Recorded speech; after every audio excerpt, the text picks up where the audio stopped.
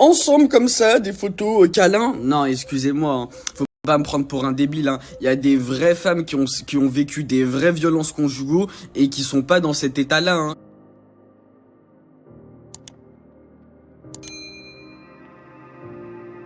Bonjour à tous, j'espère que vous allez bien et que vous passez une excellente journée. On se retrouve aujourd'hui pour une nouvelle vidéo sur Aquababe qui termine Camille Froment. En effet, cette dernière se serait remise en couple avec son ex le rappeur Dadinho alors qu'il y a tout juste quelques semaines, elle avait porté plainte contre lui pour violence conjugale. Et maman d'une petite fille de seulement 1 an, Camille avait confié à une source assez proche d'un célèbre blogueur que le rappeur était assez violent avec elle. Des rumeurs ont même fuité comme quoi Dadinho était incarcéré avant d'être remis en liberté sous bracelet électronique. La jeune femme semblait alors avoir tourné la page puisqu'elle avait même participé à la célèbre émission La Villa des Cœurs Brisés 7. Mais hier, des blogueurs ont balancé un énorme scoop, une photo d'elle et le rappeur semblant être bien heureux à Disneyland Paris. Le blogueur Aquababe a bien confirmé les faits et semble même très fâché contre elle, qui, rappelons-le, est une amie assez intime du blogueur. Pour Aquababe, il est inconcevable que Camille puisse faire un pas en arrière au bras du rappeur. Je vous laisse découvrir la vidéo et n'oubliez pas de vous abonner et d'activer la cloche pour ne plus rien rater.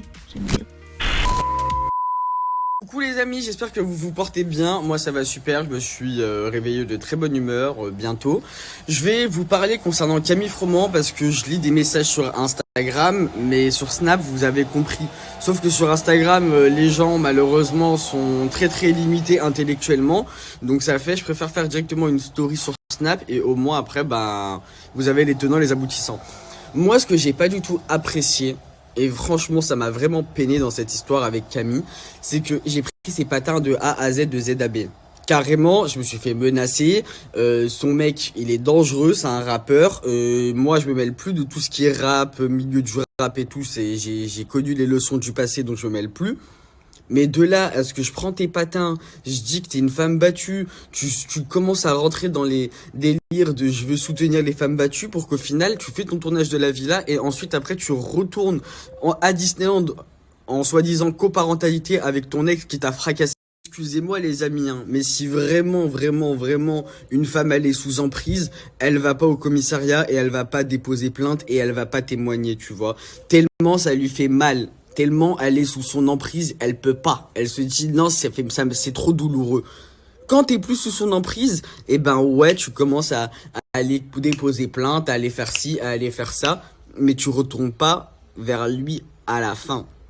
C'est ça que j'ai pas apprécié, c'est qu'elle m'a pris pour un bouffon, je vous dis la vérité les amis. Elle s'est servie de moi en tant que blogueur ami, parce que oui, Camille Froment, je la considérais vraiment comme une amie, et j'ai jamais parlé d'elle en tant que dossier ou scoop ou quoi ou qu'est-ce. Jamais de la vie, et Dieu en est témoin, et vous êtes tous témoins que Camille, je l'ai toujours protégée.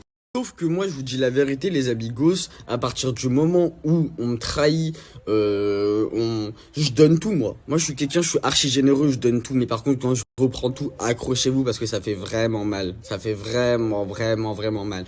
Là, tellement cette histoire, elle m'a pesé, j'en ai des cernes.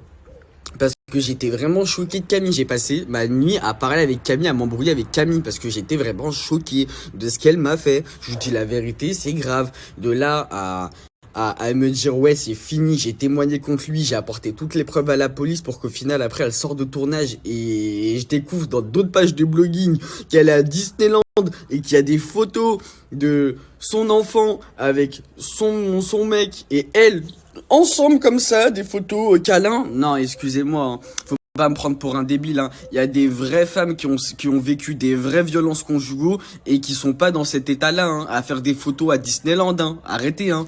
Par exemple, l'histoire de Johanna. Excusez-moi si c'est pas Johanna ou que je me trompe de prénom, mais il y a quand même son enfant de 5 ans qui a appelé les pompiers parce que son ex taré l'avait planté pendant son sommeil. Faut se rendre compte, le féminicide existe réellement. On est en 2022, les femmes meurent encore sous les coups de leur mari. Ok, les violences conjugaux, ça existe réellement, que ce soit pour hommes ou pour femmes, ça existe. Mais moi, ça me choque. Je vous dis la vérité, ça c'est le genre de sujet, ça me choque, ça m'horripile, ça peut m'énerver en fait. À partir du moment où tu te fais fracasser la gueule, que ton mec il casse ta porte, qui a plein de trucs de ce genre, et bah excuse-moi, emprise pas emprise, c'est terminado, tu penses à ta sécurité et à ton enfant avant tout, pas par amour. Certes, ok, y a l'attachement, il y a les sentiments, il y a plein de trucs. je suis pas à sa place. Et jamais je serai à sa place et je peux pas me mettre à sa place parce que j'ai pas d'enfant. Donc je peux pas comprendre. Mais à partir du moment où tu mêles d'autres personnes, faut rester rationnel. Désolé, vous allez me dire, ouais, Anis, c'est ton ami, donc c'est normal. Je suis d'accord avec vous, mais à partir du moment où tu prends tes patins, tu prends les patins de ton ami qui est dans le mal, pour qu'au final, après, premièrement, elle te prévient même pas qu'elle part en tournage. Deuxièmement, elle te prévient même pas qu'elle revoit son ex. Bah, c'est de la trahison pour moi. Je suis désolé, c'est de la trahison pure et dure. Et ça me fait mal de dire ça, mais moi, Camille Fromont, je l'ai unfollow et je veux plus jamais en entendre parler. Comme ça, au moins, c'est clair, net, précis. Camille Fromont, c'était vraiment une amie pour moi. C'est-à-dire que c'était pas une meuf de télé, c'était une amie. Mais à partir d'hier, ce n'est plus mon amie. Sachez-le. Comme ça, au moins, c'est public, c'est sur Snap, c'est direct. Je l'assume. Camille Fromont m'a énormément déçu, donc je ne veux plus jamais en entendre parler. Et s'il y a le moindre de trucs concernant Camille Fromont, je ne veux pas en entendre parler. C'est-à-dire que je veux plus, je ne veux vraiment plus. C'est-à-dire que moi, Camille Fromont, je l'ai défendu de A à Z, de Z à B. Dès qu'il y avait des histoires de fous, j'étais le premier à prendre ses patins quand tout le monde était sur ses côtes. Pour qu'au final, après, on me le rende comme ça. Et je suis désolé. S'il se passe des trucs, je veux pas savoir, je veux pas savoir, je veux pas savoir. Et croyez-moi les amigos, vous allez me dire, ouais, tu radotes. Sur la tête de ma mère, dans ce milieu-là, il y a zéro amitié. Que du business, que de l'intérêt. Et là, avec le coup de Camille Fromont, croyez-moi que ça m'a tué. Ouais, pour que j'en ai des cernes, ça m'a tué. Parce que c'était la seule que je me suis dit, elle, c'est pas une meuf de télé, au final, c'est une vraie meuf de télé-réalité. Donc ça fait les amigos. Aujourd'hui, on va changer de sujet. Le temps est très gris, comme mon humeur, mais on va faire des snaps. On va rigoler, on va changer de sujet, vous inquiétez pas, ça va bien se passer, on va changer de sujet, mais au moins je voulais m'exprimer par rapport à Camille Fromont, je voulais m'exprimer, voilà, maintenant c'est fait, j'ai vidé mon sac, on va changer littéralement de sujet, parce que en vrai de vrai, ça y est, flemme.